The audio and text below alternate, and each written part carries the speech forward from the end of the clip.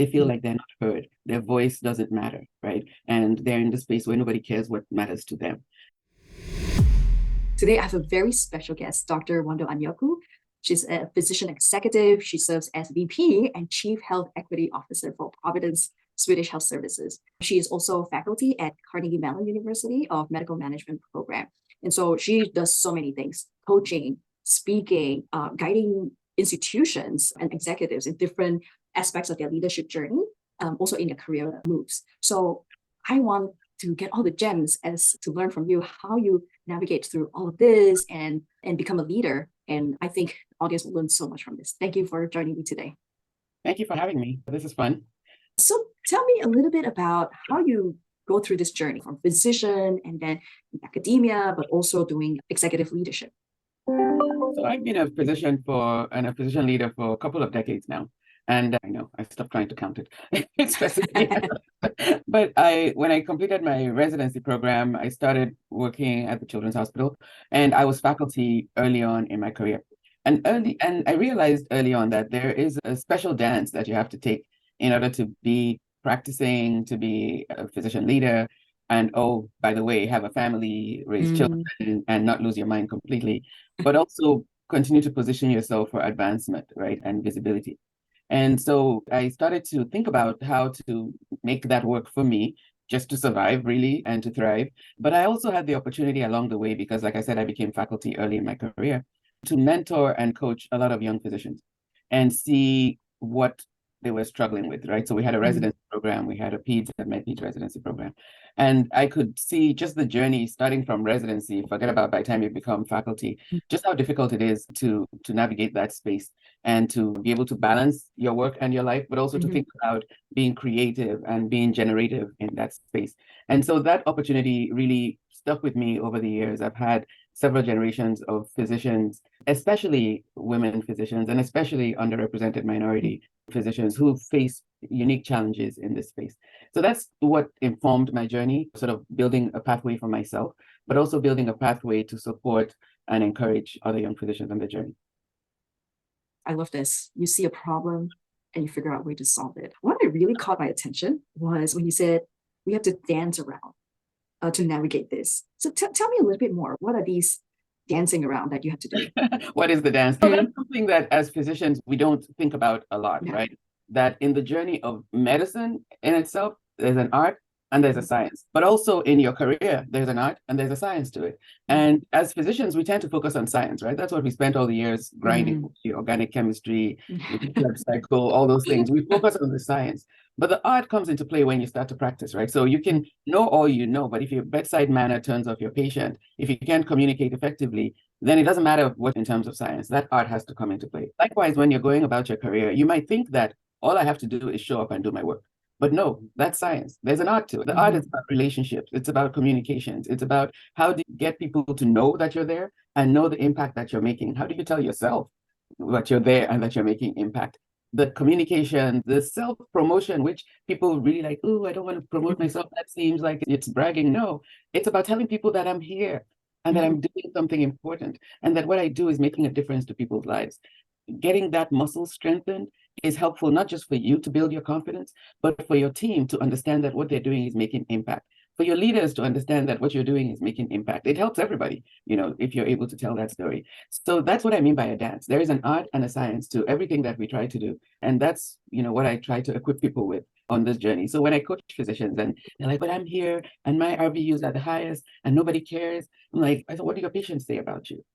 Does your team know, does your MA know what your vision is for the practice you want to build?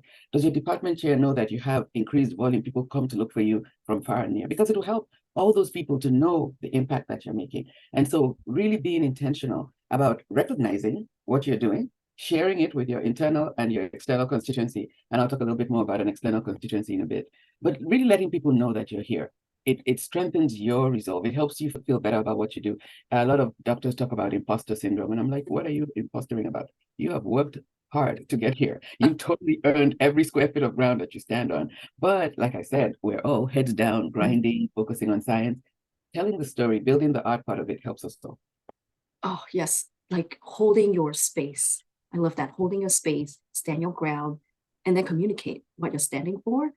that is what personal branding is. It's not about humble brag. It has nothing to do with that. And I love how you mentioned that we're here to make a change. We're here to make a difference. So thanks for sharing that. Since you brought up the external constitution, can you expand about that a little bit more? Yes, I think especially, so when you're working, you think about the patient in front of you, but you also want to think about the community from which that patient comes, right? Where do they live, work, and play? Who's their family? Whose lives impact them and whose lives are they impacting? If you think about you're in an academic or corporate environment, your institution is one space, but that institution lives within a community. What impact? So that external constituency is really important. If you're an academic physician and you're working your specialty in this space, there's a bigger external community of other specialists who are doing the things that you do. So I find that it is very valuable to make a point of sharing your impact, not just with the people within your institution, but with the people outside. So if you're in a community-based practice or a situation where you're serving clinics in this area, does the community know that you're here? Do you have a specialty in this particular disease? Can you do little podcasts or presentations in the community? Can you do some advocacy on behalf of one condition or the other that makes an impact on the broader community beyond the one patient in front of you? Because what that does is that it embeds you and your institution in an ecosystem that is now invested in your success, right? So if you're writing articles as an academic clinician and you're advancing the knowledge, right? So you're putting it out to your specialty group, to people, because sometimes if you're not in an academic place where you're required to publish or perish, you might not think about how important it is to really get the word out. But it is important. It enriches the ecosystem. It enriches everybody because everyone is learning from the best practices that you're developing. And so I find that if you're in an institution and you're limited only to the people in front of you or the people within your walls, your impact is minimized. But if you're intentional about also reaching out to the external constituency, you expand your impact and you expand your ability to continue to thrive and grow. The word I love is to embed yourself in the ecosystem. And an ecosystem is not like a small thing. It's an interconnected space. And so that word really fits perfectly in all our careers, whether it's academia, clinical, or executive. So that not thinking beyond our own institution is a common mistake that physicians and academics face. What other challenges or mistakes that you've seen? I believe that the big mistake is assuming that people know what you have in mind. And that means assuming that your team knows the kind of practice you want to give, assuming that your chair knows what you're trying to do. And so if you assume that, then you're not intentional about communicating it. And so you can't get your vision established. And so I would say when I had a division, when I was division chief, I would always make a point to share your vision with your team. If you ask anybody on my team, from the people who registered patients to the MAs to the nurses, they knew the kind of practice I wanted to run. So if I wasn't there, or if they saw a patient and they had to go like, oh, I know what Dr. A is going to say. It was important to build that culture so that people know what you're about. This is the kind of practice I want. I want my patients to be empowered. I want them to have access. I want them to know that I'm there for them no matter what, right? And I want you to know that I don't punish you for arriving without your best self, because right? And I want you to know that I will show up to you, my authentic self, just as I am, so that I can serve you just as you are. I don't ask you to be anything other than who you are. And so I don't want you to ask me to be anything other than what I am. And so it was important for me that my team, my clinic, my staff all knew that this is what I stand for. And so if they heard something like, no, that's not her, she would never do that. That's not the kind of. So being intentional about developing culture really helps to solidify your team and solidify your longevity. And when you're removed from that culture, it changes. There's a difference. I always feel that I should leave a place different because I was there. And that has to do with culture. And I think it's really important for all of us, because if you think about the way we were trained as physicians, we're trained to be scientists, we're trained to be the ultimate responsible party, right? And so we're just tight in that space. But, so we sometimes think that that's enough, right? But it's more, it is more than that. You're in a place and you're just always tense about, okay, I have to make sure this, and I'm the one who's ultimately responsible, which is true. It can become a big burden. But when you can build a space that reflects you, that reflects your values, then it makes your going to work every day much more meaningful, much more survivable, really, because otherwise, a lot of times when people reach out to me who want to receive coaching, it's because they feel disempowered. They feel like they're not heard. Their voice doesn't matter, right? And they're in the space where nobody cares what matters to them. And it's true, but you have to actually build that. And so that's what I help people to do. Wow, my mindset just got blown, because people don't care about us. It's also, we are part of the problem. We are not caring about others. And so it goes two ways. Is that, do you find that, or am I misunderstanding this? Yeah, I don't think it's a matter of not caring about others, right? All of us are in this profession because we want to help people. If you look at their application to medical school, I want to help. We're the helping profession. But it's not that we don't care, it's that we assume that they know. We assume everybody knows that we care, and everybody knows that they can see what I'm doing. I hear that. I hear the pain in their voices when they say, but can't they see how I leave my children and I'm here all these hours? Can't they see? People imagine that they see, but nobody sees. You have to tell them. You have to actually speak it, right? Like, but my work should speak for me. And I tell people, work does not speak. You must speak. Because people just see you working and they just give you more work, right? The only thing that work does is give you more work. But so when you hear that heartbreaking cry, but can't they see how much I care? They see you working, but they don't know what goes behind in your heart. They don't know how you're thinking about the labs. They don't know how you're thinking about access and follow-up. They don't know. So you have to tell them. It's like being in a marriage and people will say, oh, but he should know that I want it. How does he know? He doesn't read minds. You have to tell, you actually have to say, right? And it's the same thing. It's building that culture. We assume that because we leave home at the crack of dawn and we jeopardize our own families to serve other people, that other people can see, but they can't. You have to tell them. Oh, this is so fascinating. But let's start with the communication part with our own bosses. We get into this, I don't want to be bragging, but I also want to tell what's the right way to do this, as you say, dance around it, because sometimes women also get penalized for doing it wrong or bragging too much about themselves. How do you talk about ourselves? It's a dance. There are a number of different ways that I have used or recommend that people use. First of all, you can just set up the boss relationship, or this is an established thing where every month we have a one, and every month when we have a one-on-one, I share the things that we're doing. That's but it's not sufficient because people forget. So what you can do is write a newsletter.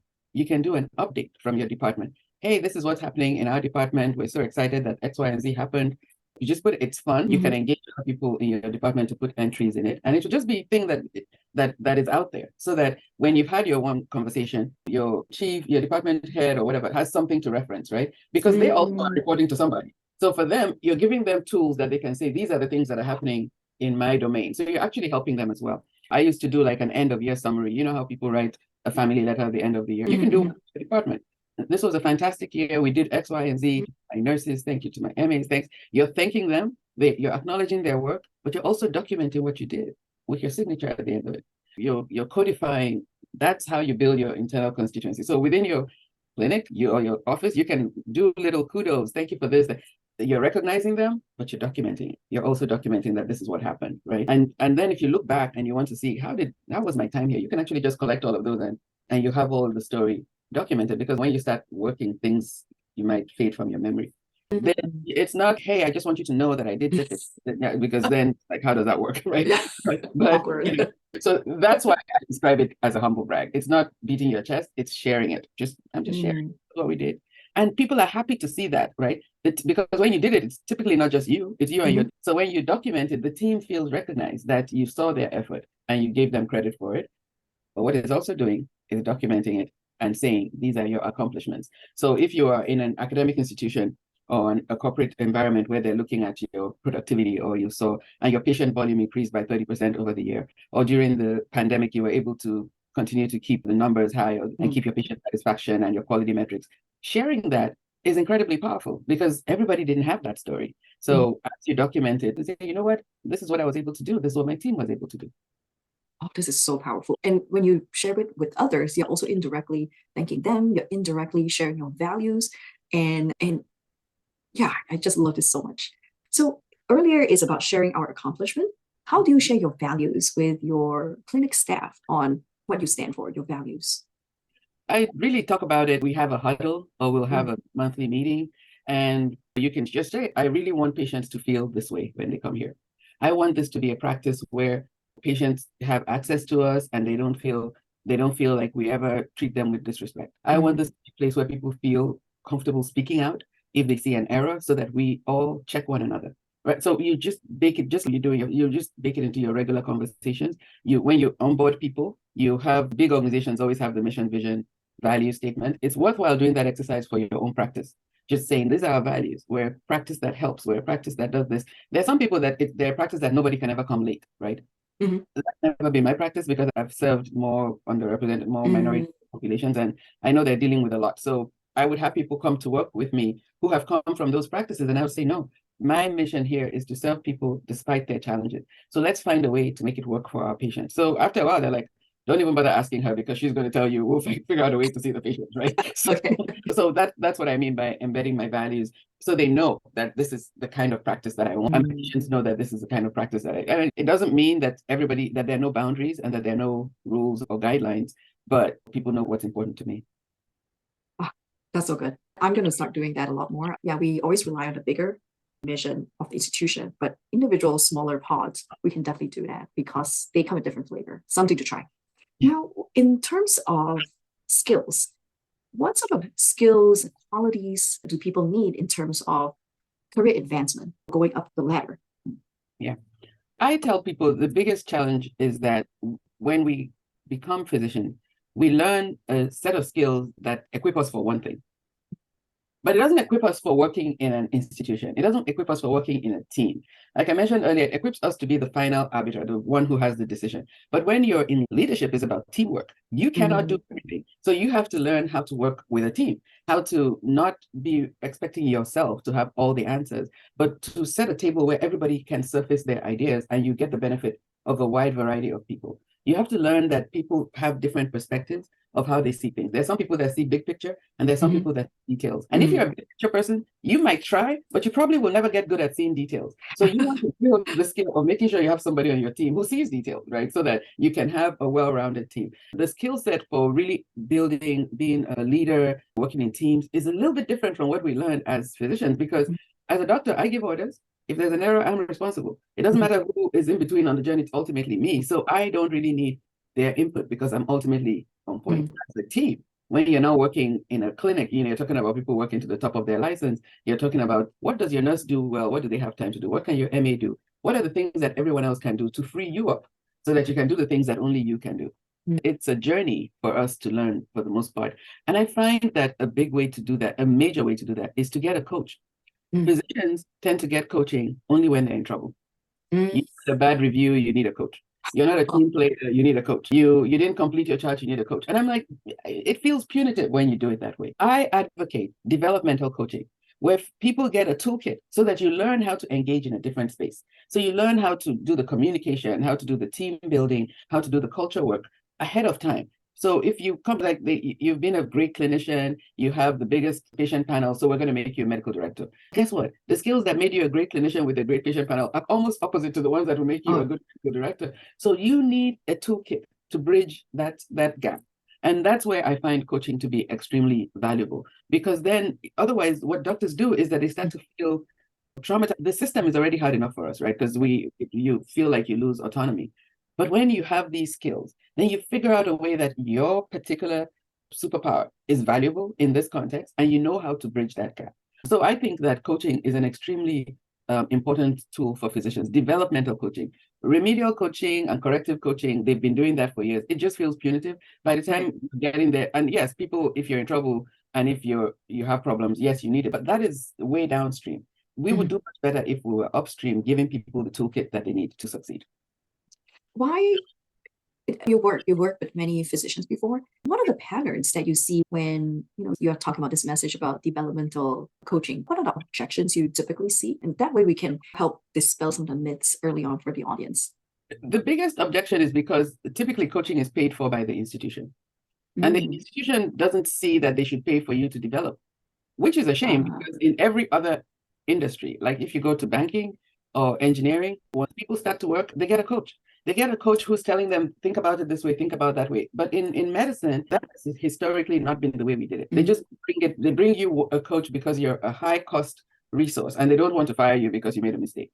But for you, it doesn't feel like help. It means, okay, here they come. They brought me a coach. I guess that means I've been called to the principal's office. I've been bad, right? And so the way you receive information in that context is not as aspirational. If you think about it as investing in yourself, or if the organization thinks about it as investing in their clinicians, then you come to it with a different mindset. And you'll start to see, quite honestly, now more and more organizations are beginning to recognize that. Some of them started to do it as a response to burnout, right? Because burnout was bad.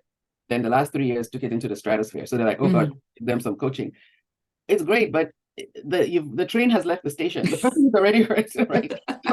So the goal is to get it in before it gets bad. So if you see somebody who's an academic, especially one who's working within a bigger structure, so academia or corporate medicine, it really is helpful early on to build a coaching culture so people have the tools as they're navigating, so that sometimes you go in as a clinician and they're like, nobody cares what I do. I tell them, you are the engine that drives this whole thing. None of it works if you don't work. None of it, not the academic center, not the corporate. If physicians don't work, none of it works. Even though we are in a crouch and feeling as if we're defeated, the truth of the matter is that we have the power, but it doesn't feel like power because you don't feel like you have a voice. You feel like people are telling you have to see patients in this way. But when you get that coaching, that developmental coaching, and you're able to communicate more effectively across disciplines, across boundaries, it makes it more effective for everybody. So that's my rallying cry. Promote developmental coaching for physicians so that we have the toolkit we need to navigate this new healthcare space. Oh, so powerful.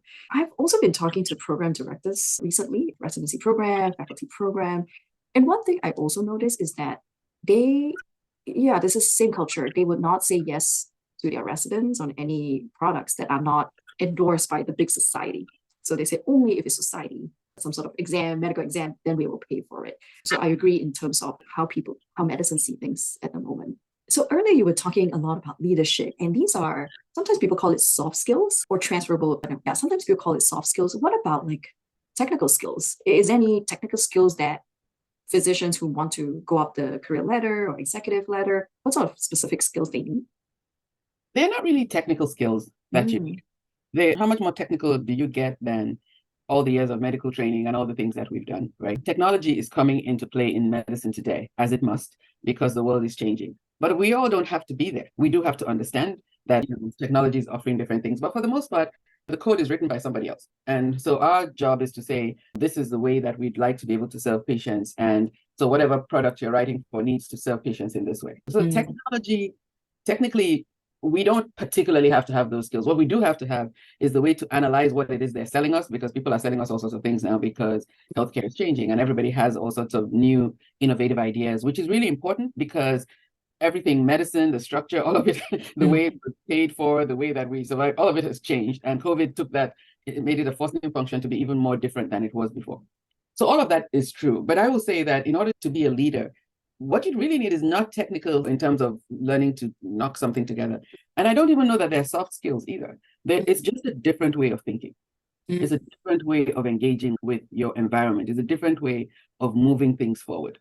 So, for example, if you're a business leader and a business leader has to strategize and think about what they want to invest in next year, nobody has any way of knowing what next year is going to look like. But you have to get comfortable with the ability to make the best decision today based on the information you have today. So you can look at the information and say, okay, based on this information now and what it looked like last year, I will assume that this is what's going to happen. So I will invest in that. You may be wrong, and very often you are. But you have to, and doctors, we don't have the flexibility to be wrong. We don't get to do that. I have to know what the lab says, and I have to know what the x-ray says, and I have to do the treatment based on what that shows. But if you're doing in business and in leadership, you have to be able to anticipate directionally, right? So I met this physician and I've been working with them closely, and it seems like they are skilled in this way. So I'm going to give them a chance to run this clinic over here. They may actually end up being really bad at it, but you have to make the best judgment you can based on the information you have today. And so they're not really soft skills, but that's really uncomfortable for somebody who's used to making definitive decisions. And that's why we have to learn some of those things. And so I think that's sort of more where the emphasis needs to be, because we are thinking, okay, I'm going to go get another degree. If you want to be a CMIO and learn EPIC or Cerner, go do that. But that is this part of it. You don't have to do that to be a leader, right? If you want to go get an MBA, you can do that because you want to learn the language of business, but you can be a leader without being an MBA, right? I was a physician executive for almost 2 decades before I got my MBA. And so you don't have to do that in order to do it. And so that's why I think you want to be a researcher. You want to go do an MPH? Sure, you can do that, but you already have the chops to be a researcher. So there's a lot that we already have. And so if you want to go get an additional qualification, really be clear about what you want to use it for, what it's going to add to you, so that you're not just doing something for the sake of doing it. There are institutions where they won't talk to you about leadership without another degree, but I don't think that those institutions are forward-thinking. And have the language of being able to tell the story and tell the impact you can have, you can overcome that. Oh, that is so true. Right. Some people I've spoken to, oh, I think I want to do an MBA. Oh, what's that for? Maybe one day I can be the executive. So it looks like it should be the other way around. Know exactly what you want first. You really should. If you want to Yeah. be a leader, just raise your hand. There's a project. Oh, let me try that. Try different things, right? Let me try this. Let me try that. Try it out. And then you get to see, okay, I like this kind of leadership. I don't like that kind of leadership. I like to do quality work. I like to do data analytics work. I like to do infection control work. Try it out, because there's always so much need in an institution for clinical leadership is so important, because we understand the language of medicine. And so if we are not at the table, then we're subject to what some other person tells us to do. And we're like, really, do you know what that looks like for my patient? So I have always advocated for people, just, it might feel a little swirly, but if you want to be a leader, then just raise your hand and be a leader. And there's some people who are not designed to do that. Everybody doesn't have to be a clinical leader in that way. Some people are designed to be badass clinicians and just see patients. And that is perfectly beautiful. Everybody doesn't have to be a medical director or programmer. Everybody doesn't have to do that. But if you are one who is interested in that, I always tell my residents that there are people who can go and grind. And there are those of us who always raise our head and say, what?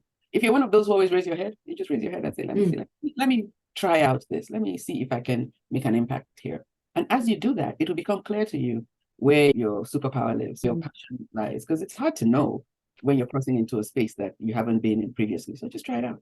Right. Yeah, I think sometimes we're not confident that, oh, we can pull it off because it's something new. But I like, as you say, let's just raise a hand first. Let's try it out. Because if you're not doing it, who else is doing it? Right. Okay. And that is a very important question, because I'd be like, if I don't do it, then somebody else is going to do it, and I'll be subject to whatever they come up with. Oh, that's true. Yeah, maybe I my way. So that might be my own personal failing, but oh, yeah. I also wanted to mention that, what is very helpful for physicians is having a mentor. And a mentor is different from a coach and different still from a sponsor. And I'll get to a sponsor. Yeah. A mentor is somebody who has done what you want to do. Right? And that person may identify the same as you. As a Black woman, I might have a mentor who's a Black woman, but only 2.6% of physicians in America are Black women. So the odds of me finding a mentor who identifies the same as I is not great. But I can look and see who else is doing what I want to do. So we're talking about volunteering to participate in something. And you're like, who's done this before? Can I talk to you? Can I spend some time with you and learn what you've done? And the mentor comes alongside you. And some organizations are good about pairing up people, creating mentorship for them. Everybody's not good like that. And so you have to take the initiative of a mentor and say, I'm interested in this.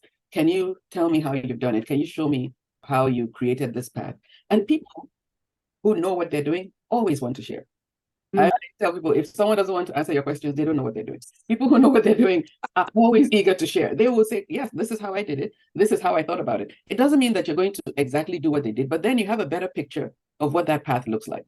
So as you're thinking about leadership, a mentor is an incredibly valuable relationship to have. And it really is a relationship. A coach is a paid engagement, which if the institution doesn't pay for you, you should consider paying for yourself. But a mentor is a relationship. You just find the person. And today with LinkedIn and you can just scroll through and say, who's doing something like this? Can I talk? And just ask for a 20-minute phone call or 30-minute phone call. And sometimes the chemistry is right and the relationship keeps going and you learn more and more from them over time. So I think a mentor is a very incredible tool to have, is a very critical part of your toolbox as a physician who's looking to advance. How about the sponsorship you were mentioning? How's that different from coaching and mentoring? So the sponsor rounds out what I call your dream team. A sponsor is somebody who will say your name in rooms where you are not. They might be your mentor or they might not, but they are typically somebody who is higher up in the organization, who is in the decision-making spaces, right? And those spaces where you are not, where they are in a meeting with directors and division chiefs, your sponsor says, oh, I know Dr. Anyaoku over there. She's really interested in this. And if we're starting this program, why don't we give her a chance, right? And so that requires relationship. That requires for them to know who you are and what you're doing. So as a clinician in an institution like that, it's helpful to identify people who are in leadership and build a relationship with them. But as a leader in those organizations, it's also important for you to be intentional about knowing the people in your team. So knowing your younger physicians and knowing what they're passionate about so that you can amplify them. And this is especially important for underrepresented minority clinicians because for the most part, they don't have the pipeline. They don't have people who are ahead, who look like them, who know them. Right. So if you have a minority clinician in your team, it's really great if you make a point as a leader to build a relationship with them so that you know what their expertise is and what their passions are. And when opportunities arise, you can open the door for them. But otherwise, you'll hear a lot of them saying, I've been here, and every time there's a promotion opportunity, I get overlooked. Somebody else gets this. So you need a sponsor. A sponsor is incredibly valuable to round out your leadership team. And I think what I also gathered is that the sponsorship is not just you first build the relationship, it's very organic, right? And I think I'm also going to tie back up something you said earlier, that we need to always give our higher ups all the qualities and all the things we have done so that they have the language to talk about us. If not, they're like, okay, I can talk about Dr. Jia, but I have nothing to show for or nothing to share with. And so I think these two concepts really gel very well together. Thank you. I think you point out a very important aspect, because that sponsor is putting their reputation on the line for you. So when they speak for you, it's helpful for you to have given them a reason to speak for you, and for you to know that they put their reputation on the line in order to sponsor you. So thank you for calling that out, because that's extremely important. Yeah, like you had to give that evidence, right? And what's this evidence? In terms of work-life balance, you had so many things going on: clinic, patients, administrative work, leadership roles. How do you maintain all of that while pursuing a demanding career? I think that the thing about it is to realize that you're a finite resource, right? There's X amount of you, and you can't boil the ocean, right? So understanding for your own self what is most important to you. And that requires you to be intentional about reflecting, about pausing and knowing what is important to me. And that changes, right? So when my babies were young, what was important to me was that I was home to give them a bath, to read bedtime stories. So whatever else needed to happen, needed to stop in time for me to go home, right? Now they're 18 and 20, they don't have time for me. So I just need to make sure that I'm available to take trips. It changes. If I want to write a publication, or if I'm caring for elderly parents, think about yourself as one resource. And that means not just work, but also life. So where do you put in your children, your relationships, your spiritual health, your physical health? All of it has to be whole in order for you to be impactful and for the long term. So really being intentional about saying to yourself, okay, I'm going to wake up at this time. I will meditate or do whatever I do to get my day going. I will exercise, because if my body is not strong, none of it works. Right? It just makes it up. So I say all that to say that when you're thinking about yourself, don't just think about, oh, I need to be able to do clinic and leadership and all of that. All of that is true, but you also need to be healthy. You need to eat well. You need to take care of your family. And all of that has to happen within one 24-hour period.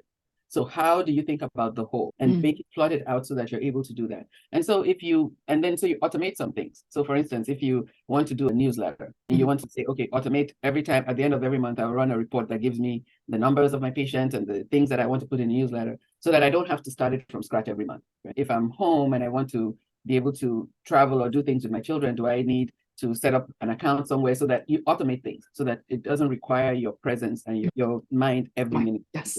But the most important thing I want for people to hear is that when you're thinking about that, you have to think about all of it, not just work. You have to think about you as a person, your health, your finances, your physical, your mental, all of it, your family, plus your career, because you are a finite resource. Wonderful. So I'm going to wrap up by asking you any final advice for clinicians or academic clinicians who are ambitious, who want to get high up there. I think that the first thing to remember as a physician is that you are amazing. You have already overcome what a lot of people would love to have overcome. And you have done it because you want to make an impact. So you are way down the road already. And so that's the first thing you have to believe and understand. But also know that your impact is necessary as a leader, because your voice makes it better for other people coming behind you, right? So as a clinician leader, there was a time that I was a clinician at the bedside.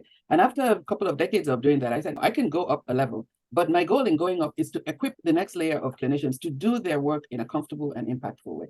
So the thing to remember is that your voice is necessary. So what do you need in order to amplify your voice? What do you need in order to confidently occupy your space and make the impact that you want to make?